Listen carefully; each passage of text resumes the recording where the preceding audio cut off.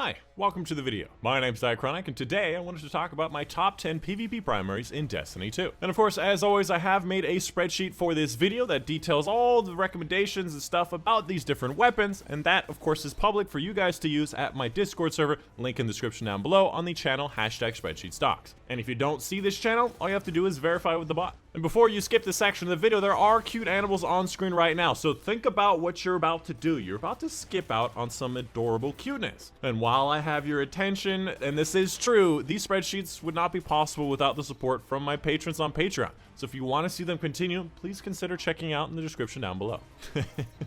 You see what I did there? I brainwashed you. Yeah. Anyways, moving on, let's go ahead and get into it. On screen right now, this is my spreadsheet. All of its dark theme, color-coded links, information about catalysts, and all the weapons you want to consider, as well as the rankings for all of the stuff for the video that you want to see to blah. And obviously, I don't do my top 10s like a lot of other people do. If you just want to go use number one, just go use number one. But the reasons why you'd use number one, the reasons why they are number one, are going to be very important because it may change depending on who you are. And of course, as always, we're going to go through the different categories of weapons, auto rifles, hand cannons, bows, stuff like that, talk about the best archetype within each of these categories, and of course the different ranked items. That way you have a good understanding of the whole meta. Right, so the first category, we have the auto rifles. Now the auto rifles have not been ranked in the top 10 for a number of seasons back in the day, and I think Season of the Arrivals, Nong Hunger was that number one by a long shot, and then they made it do one more bullet to kill, and all of a sudden people stopped using them. And technically, I do agree it's not a top 10 part of the meta anymore, but I also don't think auto rifles are bad. Keeping in mind that auto rifles are one of those easier to use weapons, they cannot be one of those top dog end game stuff either. So if you are just starting the Crucible, or you're not that comfortable with Destiny or the weapons,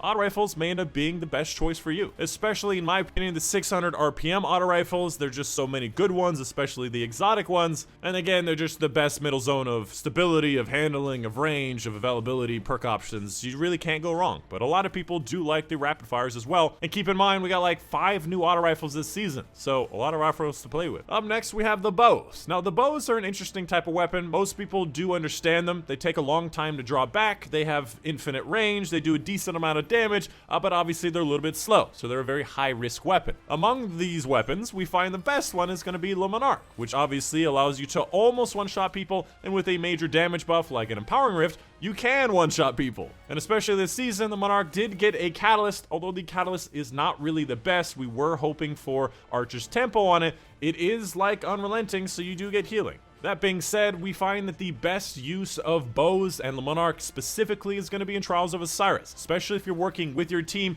the Monarch does like 90% of their health if you get a headshot, so just one teammate's one shot will finish them off. After that, for the only fusion rifle, we have Vex Mythoclast, which used to be at number 2 last season. However, they did get a number of nerfs to the stability, to the aim assistance, and of course that aim assistance really did affect that linear shot, and it made the linear shot harder to get. That being said, the Vex Mythoclast is not that far out of the top 10. Although it's not nearly as good as it was before, it's probably like top 15, top 20. And of course, the only grenade launcher, Fighting Lion, is more usable in Crucible than it is in PvE, because obviously special ammo is less common, but again, it's one of those situations where you may prefer using a non-exotic special ammo version instead. Up next after that, let's talk about these sidearms. Now, these sidearms are part of the meta that many people may be overlooking, especially the 3-burst sidearms, in my opinion, being excellent sidearms, decent range, decent DPS, and of course, an amazing amount of kills per clip. Keeping in mind, this season we've been seeing a lot more SMGs, and the sidearms occupy a very similar range. So if you like SMGs, I would not overlook these sidearms. Beyond that, we also have the Traveler's Chosen, which is an exotic sidearm with really good stats and the ability to give you ability stuff. So if you have an ability-based build where getting 1 kill gives you 30% of all of your ability stuff, Traveler's Chosen may end up being the best choice for you. And since we're in the neighborhood, let's talk about submachine guns. Submachine guns are a very, very powerful part of the meta lately at number 3 and 4, with Shayura's, with Multi-Mac, the new Submission and Funnel Web, all doing incredibly well. When it comes to the archetypes, the 600 RPMs are doing decently well, but Shayura's is just so much better than all of the other 600s, we just did not want to include them. Even the new Forensic Nightmare, even though it's the kinetic version, it's worse stats and perk options than Shayura's in almost every way. And when it comes to using a kinetic option, we prefer using the 900 RPM lightweight frames, with multi-mac and submission being excellent options. And if you saw a recent short of mine, the submission has better stats than the multi-mac and arguably better perk options, including a 5th column perk, than that of the multi-mac. The multi-mac's only advantage being that it can get to 17 zoom, which a lot of people do prefer. However, over the season, I do expect people to start using submission over multi-mac as they start getting the better and enhanced rolls. And of course, the energy slot, funnel web, which is Recluse 2.0 or 4.0. I don't know how many we had at this point. And then lastly, for the honorable mention, Osteostriga, while decently good for a lot of different people, is somewhat inconsistent and obviously has very slow bullets and may not end up being a top 10 performer. Up next after that, let's talk about the scout rifles. Now, the scout rifles have a number of different options that are doing fairly well. Obviously, the DMT is still a strong option even after its nerf, bringing down its blind fire from 150 RPM to 130 RPM, which is a pretty significant nerf. It's still a decent option for long range and mid range and somewhat even close range. Beyond that, when it comes to the legendary options, the rapid fires are doing really well. Ayesha's Embrace being a new adept version with good perk options, Servant Leader, Trusty, Contingency Plan being old ones that are still performing fairly well, and on longer range maps, maybe you prefer the 200 RPMs with Night Watch and Vouchsafe having explosive payload. And of course, Mida Multi-Tool just being an incredible scout rifle no matter what you're doing. Beyond that, I'm not a big fan of the 180s or the 150s, even though we have new options, I just don't like them. Up next, let's take a look at the pulse rifles, and some of the most dominant pulse rifles in the meta right now are going to be the 340s, including the No Time to Explain exotic. When it comes to these options, obviously No Time to Explain and Messenger being a little bit better stat-wise and perk-wise than all of the other options. Obviously, for the reason that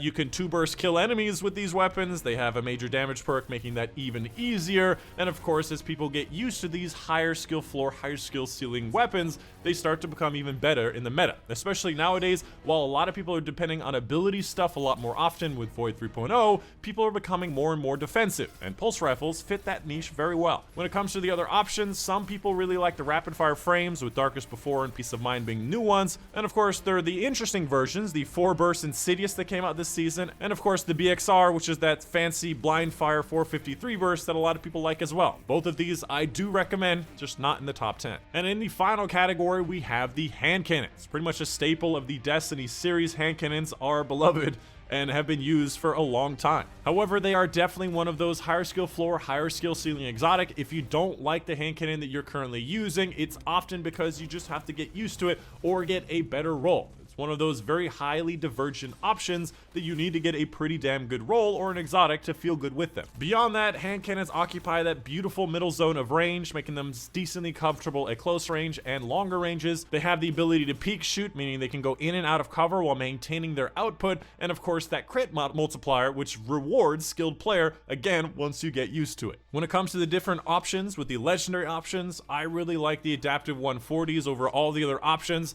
They have the great middle zone of range, stability, handling, perk options, availability of legendary and exotic options. The 180s fire a little too quickly, cover your screen a little too much, and honestly occupy the range where I'd rather just use an SMG. And of course the 120s, although not bad, a lot of people have just completely forsaken these, did have the range pulled in, and they are very annoying to use when it comes to their handling and their reload speed. So coming back in on these 140 hand cannons, we found that the best of the best are going to be the Isoluna, the Fatebringer, and the Palindrome. When it comes to the legendary versions, they're just statistically better options than other options and really good perk options. That being said, Crisis Inverted has actually come up into the meta and became a decent option as long as you can actually get the right roll, which has a very large perk pool. And if you did not see it already, Lumina got a pretty big buff this season. They actually changed the stats on it to increase the range, among another stat I forget about, that made it a lot better. However, when it comes to the best of the best, that's definitely going to be Ace of Spades and Hawkmoon. They are the best hand cannons. When it comes to Ace of Spades, you guys know it, you love it. It has incredible stats across the board. Its range is 86 for 140 is insane.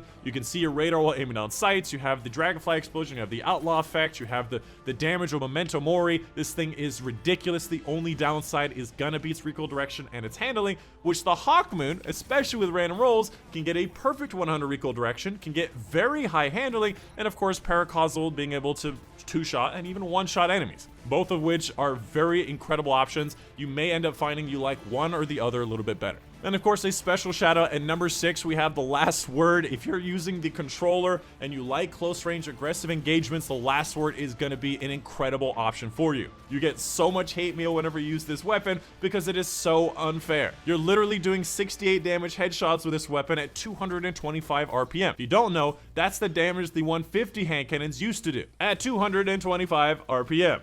And lastly, a special honorable mention to the Crimson. It's very close to being in the top 10, can be an alternative version of the last word, and has pretty damn good range, has the healing effect, has the magazine effect, and is really fun to use. And of course, if you did not know, these spreadsheets, these videos take over 20 hours every single week, and the patrons on Patreon are making it possible for me to make these spreadsheets. So if you want to see them continue, link in the description down below. Specifically, a big thank you to Mom and Dad, Chris Thompson, Kellyanne, Awestruck, Jacob Berg, Monday, Steve Bachmanwitz, Unipanther, Casey Reagan for the support on Patreon. And that's it. Hope you guys did enjoy. My name's Dychronic, and I'll see you guys on the next one.